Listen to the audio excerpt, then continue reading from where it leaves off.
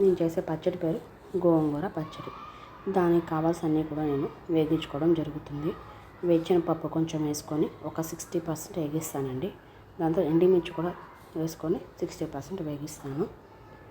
అది వేగిన తర్వాత జీలకర్ర, ధనియాలు ఈ రెండు తీసుకొని కూడా అలానే సేమ్ వేగించుకుంటామండి. ఇవి వేగిపోయాక చల్లార్చుకుంటాము.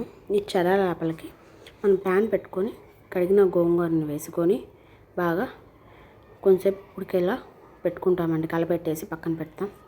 ఆ లోపలికి మిక్సీ పట్టుకుంటే ఇది ఉడకాలి కాబట్టి మిక్సీ పట్టుకొని ఆ పౌడర్ చేసేసుకుంటామండి. దానికి తగినంత ఉప్పు అనేది కూడా నేను దీంట్లో వేసుకుంటున్నాను. ఉప్పు తక్కువైతే మళ్ళీ మనం కలుపుకోవచ్చు కొంచెము.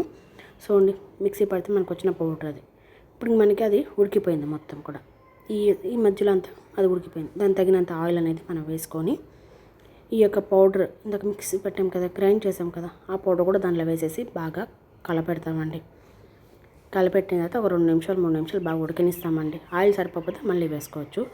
చూడండి, నేను దీంట్లో వేచిన పప్పు అనేది వేసాను. వేచిన పప్పు వేస్తే టేస్ట్ బాగుంటుంది, కానీ ఒక 4-5 డేస్ మాత్రమే ఉంటుంది. మనకి చాలా రోజులు పచ్చడి ఉండాలి అనుకుంటే వేచిన పప్పు లేకుండా చేసుకోవాలి. సో వీడికి మనకి వేచిన పప్పు వేసిన వల్ల టేస్ట్ చాలా బాగుంటుంది కాబట్టి మీరు ఒకసారి ట్రై చేయండి. దాన్ని అలా వేసుకొని వీడికి గోంగూర పచ్చడి అయితే అయిపోయింది.